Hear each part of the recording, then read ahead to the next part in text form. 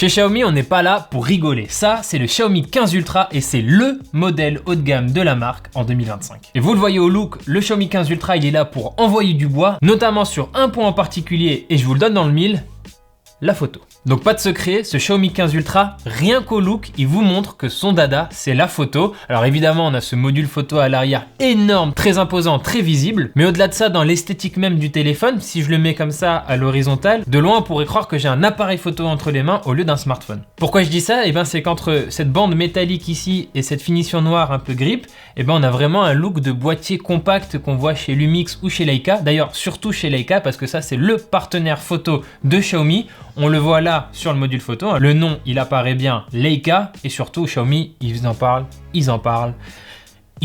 Donc vraiment ce que Xiaomi va vous faire comprendre, c'est que en plus d'un smartphone, vous avez vraiment ici entre les mains un appareil photo que Leica est fier de mettre en avant. Leica qui est un grand spécialiste du domaine. Et ils se sont pas juste contentés de mettre un logo en mode partenariat de surface et basta. Non, il y a vraiment sur ce Xiaomi 15 Ultra des lentilles fabriquées, fournies par Leica, intégrées par Xiaomi. Et en plus de ça, dans toute la partie logicielle de l'appareil photo, on va aussi retrouver des petites fonctions Leica. Du coup, qu'est-ce qu'on a comme capteur sur ce boîtier photo? Pardon, sur ce smartphone. À l'arrière, on a 4 capteurs photo, grand angle, ultra grand angle et 2 téléobjectifs. On a une caméra principale de 50 mégapixels avec un capteur très grand de 1 pouce. Et ça, c'est un argument important pour ce Xiaomi 15 Ultra parce que plus le capteur est grand, plus il est censé capter de la lumière efficacement. Pour le dire autrement, vous prenez des photos de jour ou de nuit, vous êtes censé avoir une très belle qualité d'image. L'ultra grand angle, lui aussi, il a une définition de 50 mégapixels. Et enfin, on a donc 2 téléobjectifs comme je le disais. Le premier, il a droit à un capteur de 50 mégapixels et il propose un zoom optique x 3,2, même si sur le téléphone, bizarrement, ils écrivent juste x 3. Et le deuxième téléobjectif, il a une définition de 200 mégapixels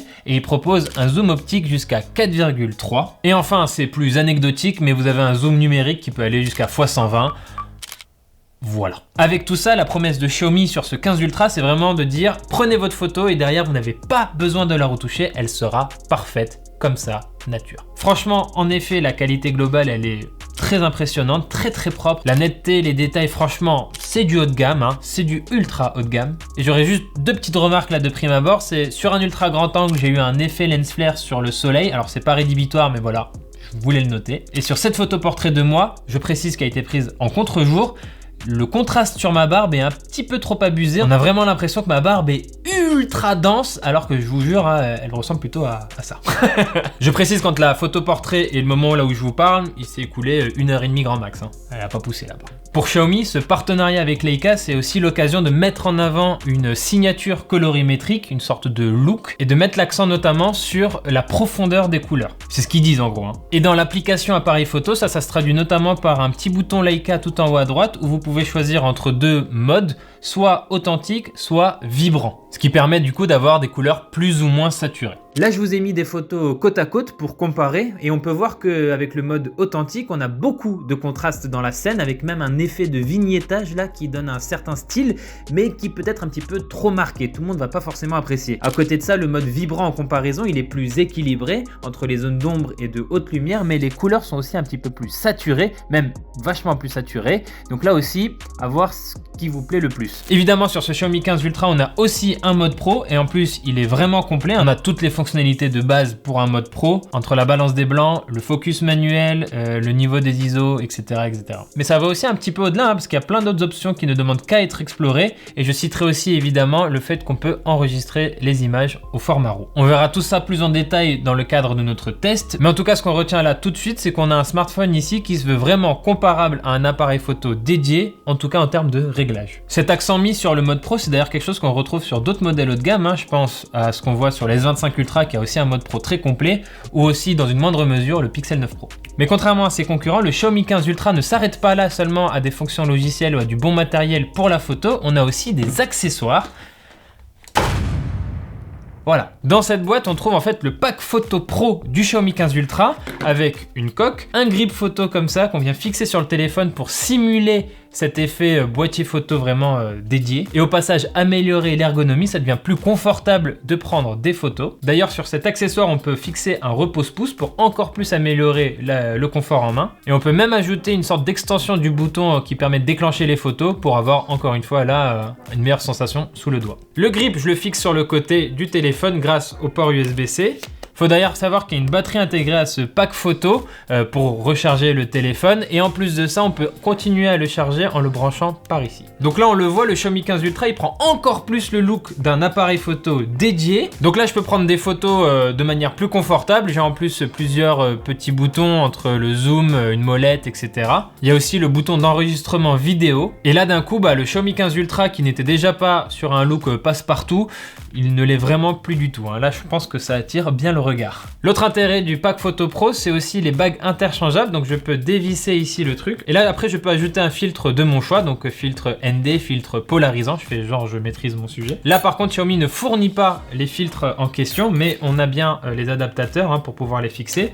Des filtres, on en a nous à la rédaction. Donc ça par exemple, je viens le mettre ici et ça permet donc d'ouvrir plus de possibilités pour vos photos. Un peu encore une fois, comme un boîtier classique. Et pour les connaisseurs, je précise juste qu'il faudra des filtres natifs d'au moins 67 mm pour pouvoir les fixer ici.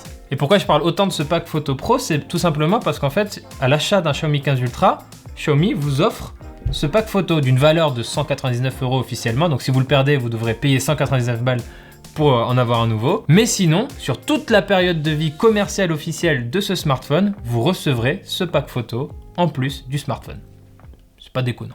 Pour le reste, et à ce stade-là, c'est quand même bien de le rappeler, cet appareil photo, il sait aussi téléphoner. N'oublions pas, le Xiaomi 15 Ultra, ça reste un smartphone.